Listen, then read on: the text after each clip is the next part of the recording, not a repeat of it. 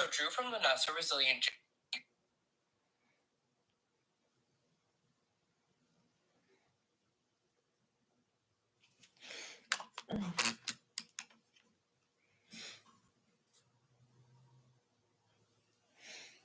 Okay.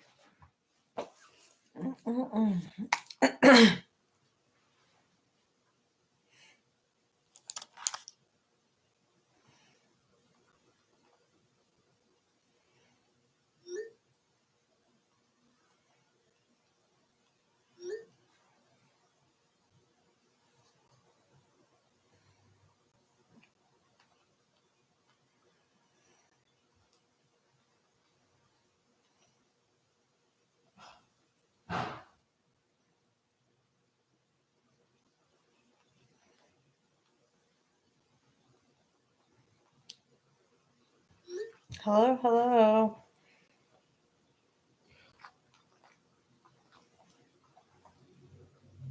I hope everyone has had a good week. Hey, girl.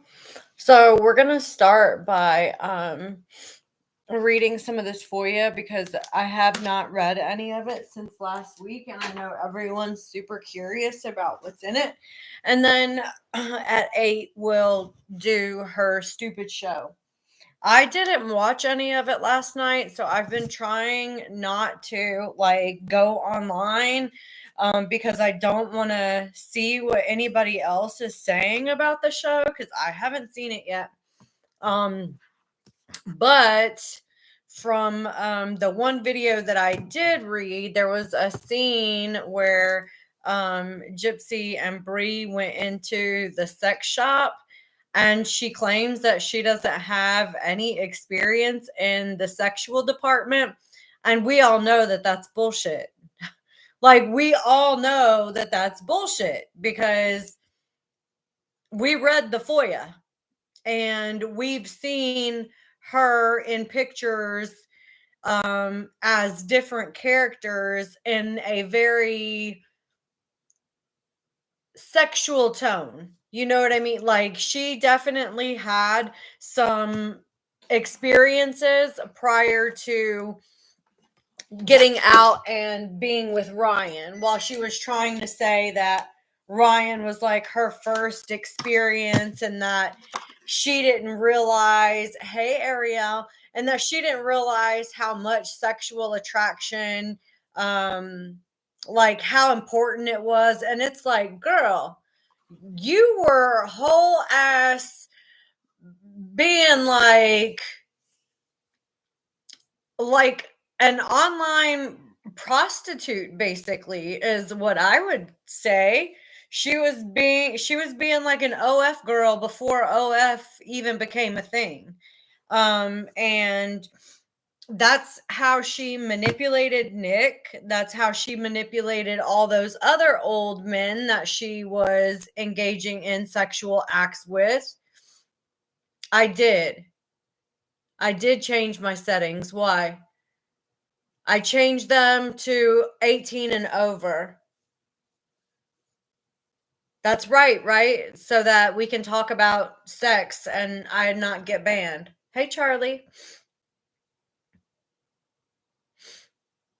And that's right? That's what I was supposed to do. Because last week I got in trouble and I got banned. I don't want to get banned. Can you tell I got my lips done again?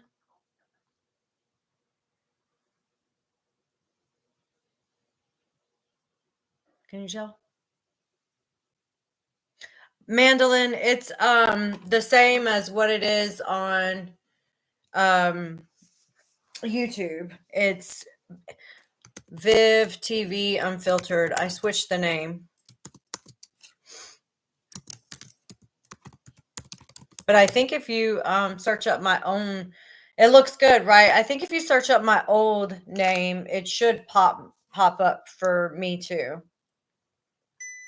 They're still pretty swollen. I just did it yesterday. I had a rough fucking day yesterday. I went to go do this, and then I had to deal with all the car stuff that I was telling you about. The fucking tow place wanted to charge me almost $600. to get the car out of the tow. And I was like, it doesn't look that bad. Like, they were like, oops, they were like, if you don't want to pay the tow bill, you can sign the title over to us and we'll dispose of the car for you. And I'm like, okay, that sounds like a great idea, right? Not thinking that the car was going to be worth anything. So I'm like, okay, that's perfect. I'll sign the title over to you. I'll just go home and pick it up. Well, my son's aunt, my ex-husband's sister, she came out there and she was like, Vivian, no, don't give them the title. Because, hey, Claire, she was like, don't give them the title. The car is still in good shape. At that point, I didn't have the key. So I was like, I don't really know if the car is even going to start or if it's not going to start. Thank you. I don't know if the car is going to start or if it's not going to start or like what's going on. But as far as I could tell, the only damage that I could see, like physically see, was that the headlight was obviously not where it's supposed to be. I'll show you.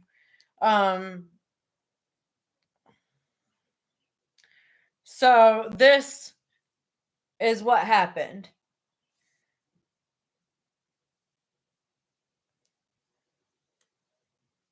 And so when it was sitting up on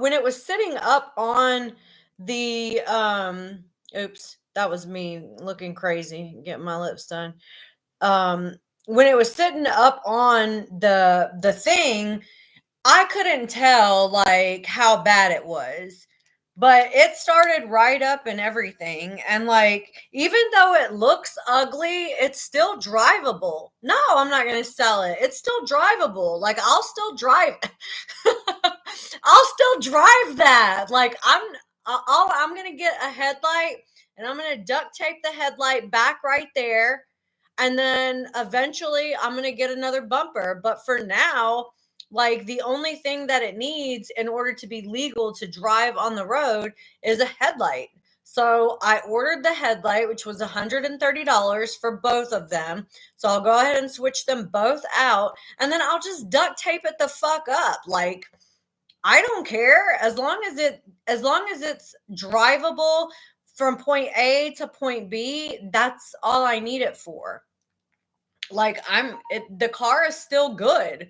It's got over 200 and something thousand miles on it. Like, I'm keeping it until it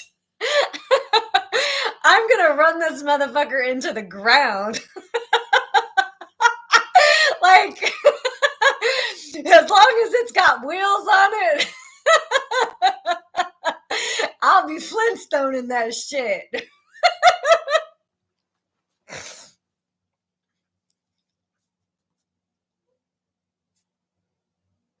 Anyways, I thought that was funny. You guys, I'm so funny. Anyway, so back to Gypsy and her sex shop thing. It's an adult shop.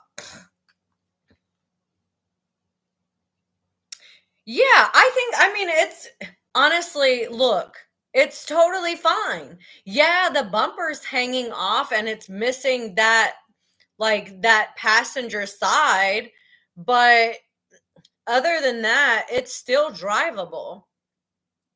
So there's that whole scene was so unnecessary. So I have not seen it. I have not seen it. I just heard I heard that they went into a sex shop. So I have not actually seen the show. I don't know what happened. All I know is they went into a sex shop. No, Sam, this is my car. This is my car. This was my car. My car. My car. My car. My son was driving and swerved and ran into a mailbox. So he's fine. Yeah, damn kids. But I'm gonna make him drive this shit exactly like this, but with a headlight, duct tape in. No, this is my old car. This is the old one. This is the old car. I would never, I would never let, not my son, I'd let my daughter drive my new car because she's very, very responsible, but not my son.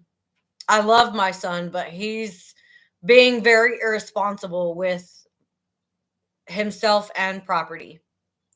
The pink duct tape. Yes, girl. I will do it with the pink duct tape. It had black duct tape on it before. So, girl, Priscilla, you know it. As long as it's going to drive from point A to point B, that's all that matters. Like, he doesn't need a car to go driving, cruising around because he's already gotten in so much trouble. Like, over the past 2 weeks, not last Saturday, but the Saturday before that, he was drunk. Him and I got into an argument and he was violent with me. So I had to kick him out of my house because, like, I'm not going to be unsafe in my own house. And then he has a job. So I'm like, I know you need to get to your job. So I will give you the only car I own. I will give it to you so that you at least have a vehicle so that you can get to work and back, because it's important to make sure that you have a way to work and back. And his job is not like walking distance, it's kind of far. So I gave him my only vehicle other than my grooming van. I gave him my only vehicle and was like, you take it so that you can have a way to get to work and back. And I mean, I live right beside the grocery store, the gas station, and I also have my grooming van. So it's not like I absolutely need a runaround, a vehicle like this right now. So I gave it to him. 1 week after I gave it to him, he runs into a mailbox. The car's on its side and he gets arrested. So 1 week. 1 week. That's all he had. 1 week. It's been a stressful couple of weeks with this kid. I don't know what to do other than like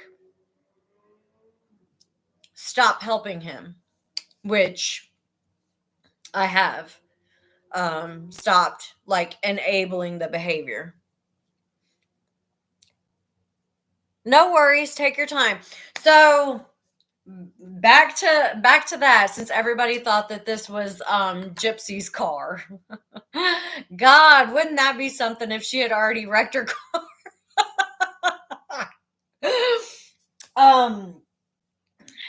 I don't know exactly what happened in the scene. All I know is that the little portion that I did hear was her saying something about how she doesn't have a lot of sexual experience and that she didn't realize how important it was for you to be sexually attracted to your like significant other. And then later on in that scene where they're in the adult shop, she says that she's the most adventurous girlfriend that Ken has ever had sexually. How can that be true, but you just say that you don't have a lot of sexual experience? How can both of those things be true? Please help me understand, because this girl does not seem to understand how she contradicts everything that she says with the next sentence. Because you cannot be the most adventurous female partner that Ken has ever had and also not have any sexual experience. Do you see what I'm saying? Like, how can both of those things be true at the same time?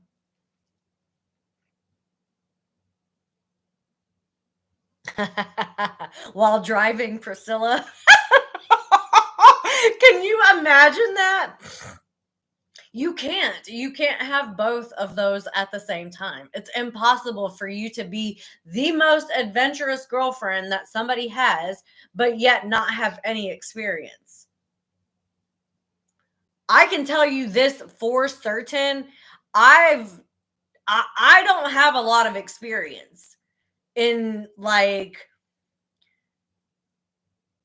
whips and chains and dog collars and leashes and like toys and that kind of stuff. Like I have that is foreign to me. But she seems very, very comfortable with her sexuality.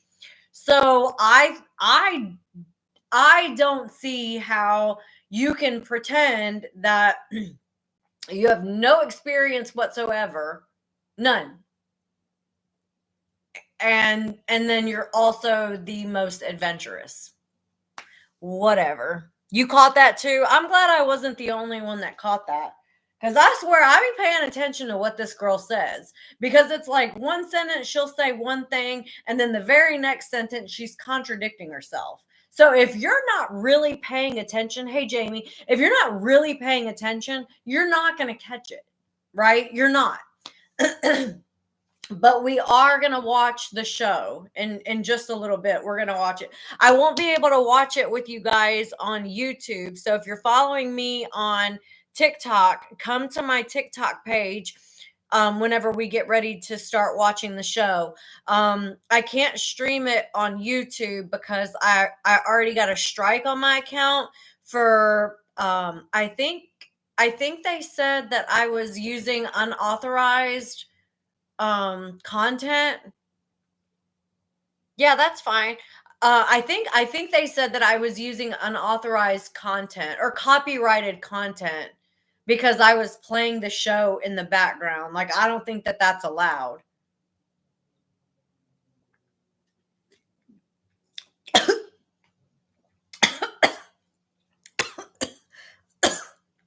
Oh my god.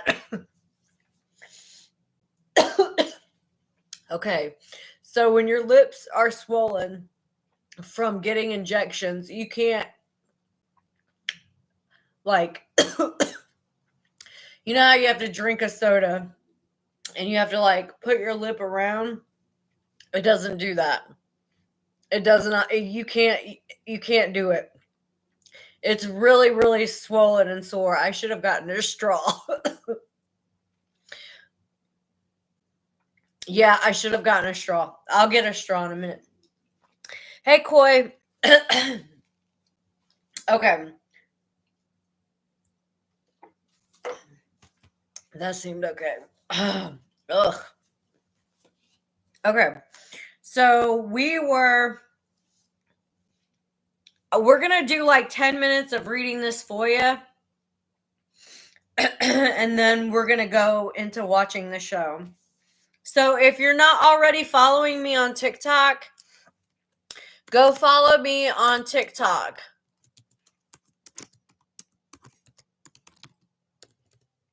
So that you can watch the show if you want to see it, if you haven't already seen it.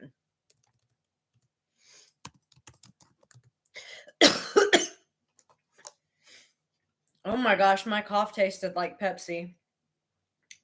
That's crazy. Thank you. Thank you, everybody, for the likes and coming to hang out. Okay, so we are on page 64. Okay. In her testimony, GYPSY claimed that it wasn't until she was 19 years old that she started to piece together that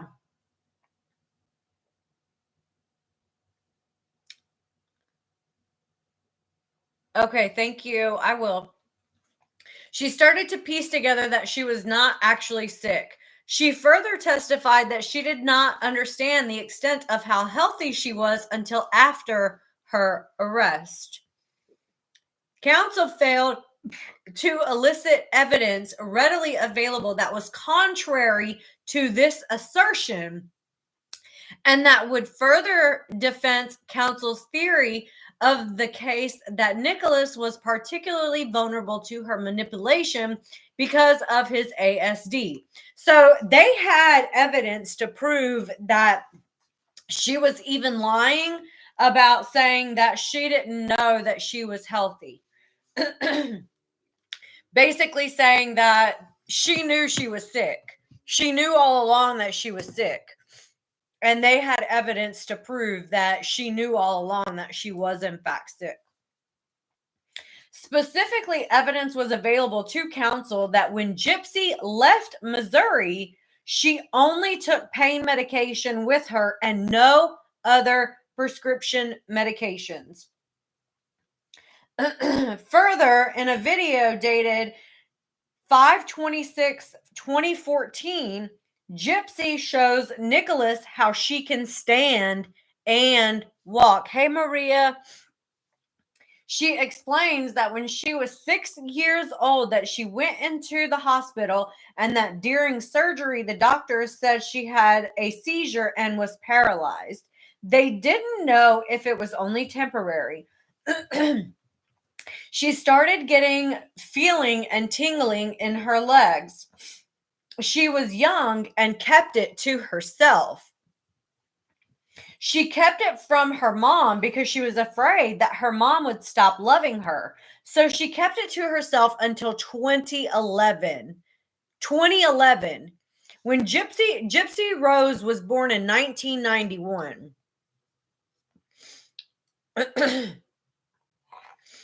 1991 plus 6 would have been 1997.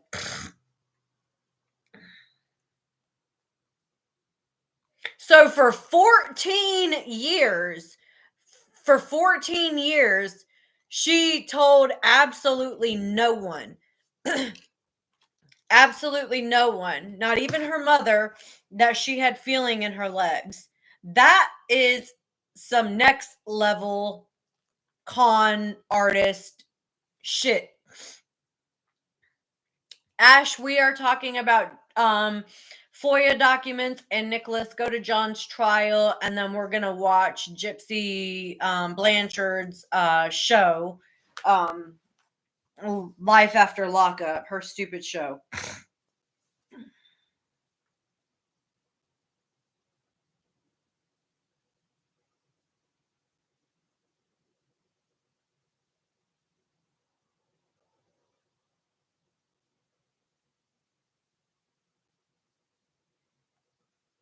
Hold on, somebody just said that somebody's using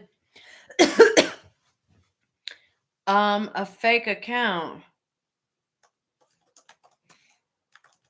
Somebody created a fake profile in my name on Facebook. Hey, Buffy. Damn, there's a lot of weird shit going on. Her show sucks. It's like there's no excitement to it or anything. It's just so boring. Like, it's so boring. Okay, so it says she kept it to herself and she kept it from her mom until 2011 when she rebelled and ran away from home. Yes, we're going to watch from the beginning, Ash. She said, explaining to their friends that she could walk would be too hard. She says she would like for people to know the truth, but that she would lose a lot of friends. This statement right here, that she wants to tell people the truth, but that she knows she's going to lose a lot of friends, that statement is still true to this day. She knows that if she goes public with all of the lies that she has told, people are not going to trust her. People are not going to see her as a person that they want to continue to support. Hey, Susie. Her show puts me to sleep as well. Like, it's so fucking boring. Hey, Chrissy.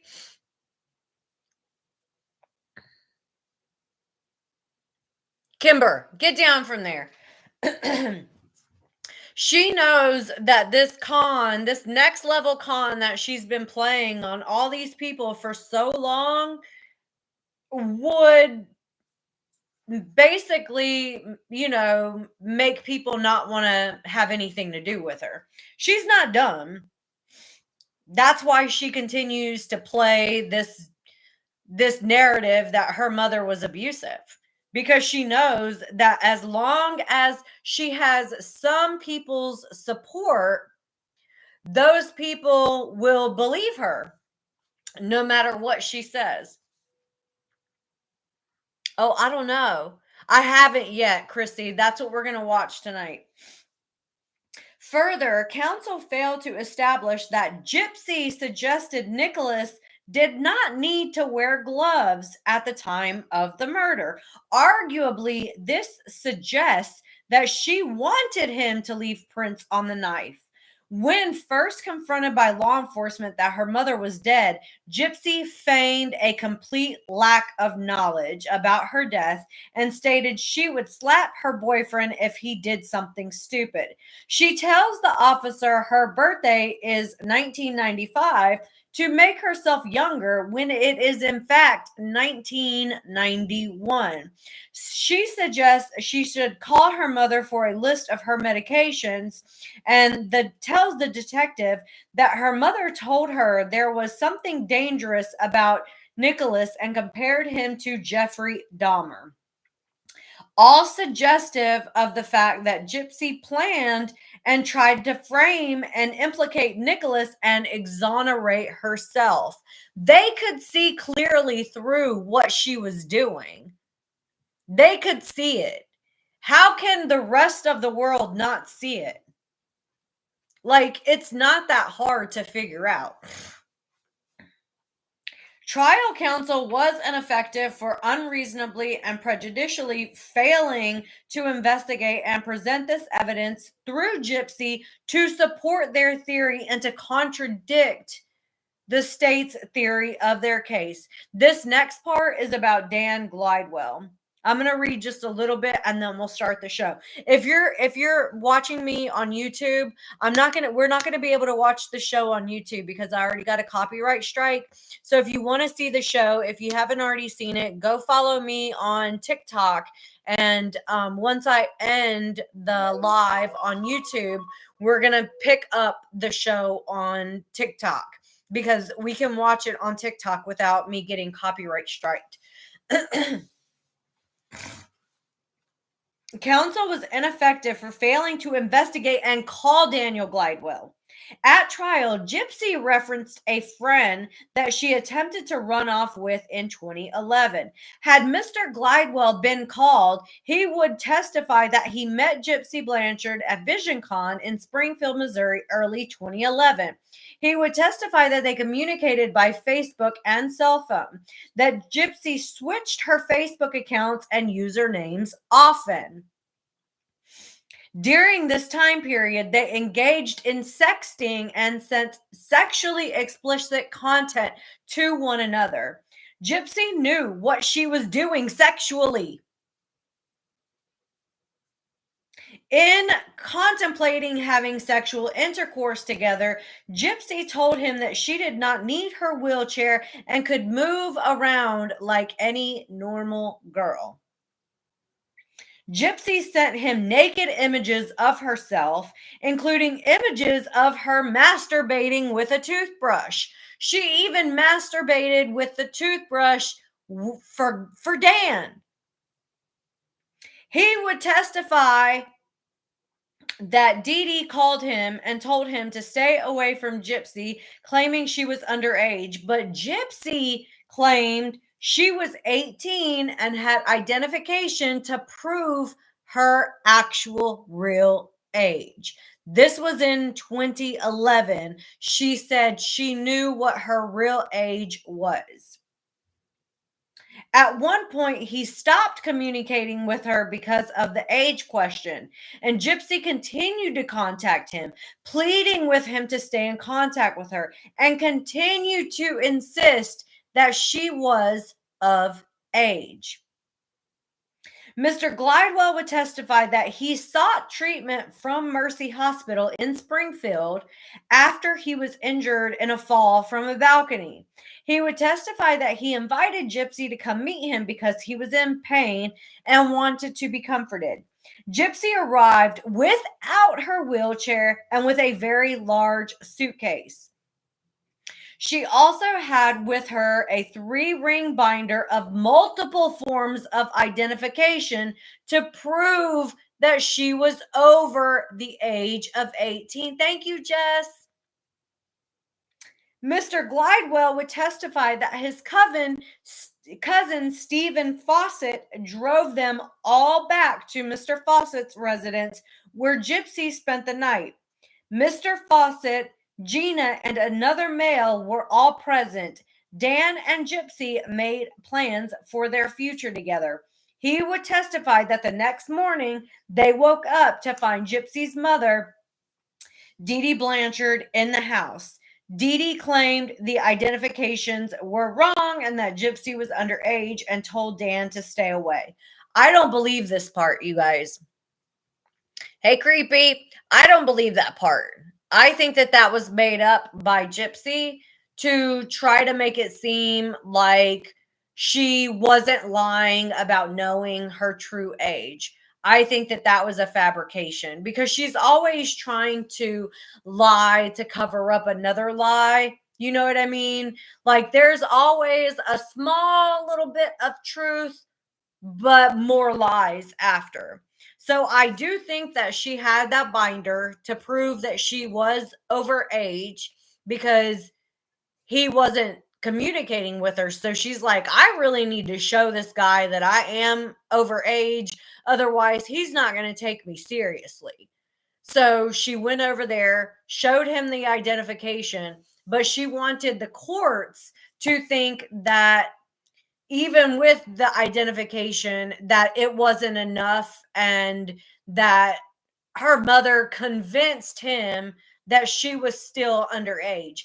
I'm sorry, but if I'm looking at a document that looks to me to be a true authentic birth certificate, social security card, insurance card, whatever, if I'm looking at that and I know for a fact what a real birth certificate or real ID looks like, I'm going to believe the ID, not some woman standing over saying, "Oh no, she's all of this is fabricated nonsense. She's not actually, 19 years old. She's actually 15." Like, I don't know why people believe that shit. It does not sound believable to me. You're trying to tell me that your mother went like in what was it? In one of the documentaries, or maybe it was in the Hulu show The Act, that she went into somewhere, fabricated a birth certificate, and then convinced GYPSY that she wasn't her actual age and she just believed it. Like, no. There is absolutely no way in fucking hell, if I'm 19 years old, that my mom is going to try to convince me that I'm only 14. You got me, like, you got to be like really slow mentally to believe that. And GYPSY's not slow mentally like that. Like, yeah, there are certain things that she does not have like true sense about, but she's not so slow to the point where you could manipulate her into thinking that she's 5 years younger than she truly is. I don't think you could convince anyone on the planet unless they have dementia. That, like, literally, that's the only way you could convince somebody, especially at those ages, because everyone at those ages is looking to be older, not younger. When girls are 15, they're looking to pass for 18, 19 years old. No way in hell a 19-year-old is trying to pass as a 15-year-old. Just not going to happen. Not going to happen. Gwen, yes, her micro deletion does the whole over sexuality, the hypersexuality. We're gonna watch that, Buffy. I haven't seen the episode last night. I had a lot going on. If you want to replay the beginning, you can hear about everything I've had going on for the last couple of weeks. It's been really stressful in my home with my son. So I went to sleep kind of early last night because I just needed to like rest my brain. Anyway, I'm going to end the live on TikTok, not on TikTok, on YouTube. And I'm going to play the show on TikTok. So if you have TikTok, please come over and watch the live. I am still going to be doing a recap of the show, but I'm only getting to the show tonight. So that's why you haven't seen any recaps. And I was thinking of doing like kind of like a play. No, it's because I choked on that Pepsi. I'm thinking about doing like a play-by-play of what's going on in the show without actually playing it in the background so I don't get copyrighted. Like communicating with you like what's happening, what the scenes are, and everything that's being said without actually playing the video because YouTube will strike me. TikTok will not. Okay, you guys, love you. I'll see you tomorrow on YouTube. Love you. Love you. Bye.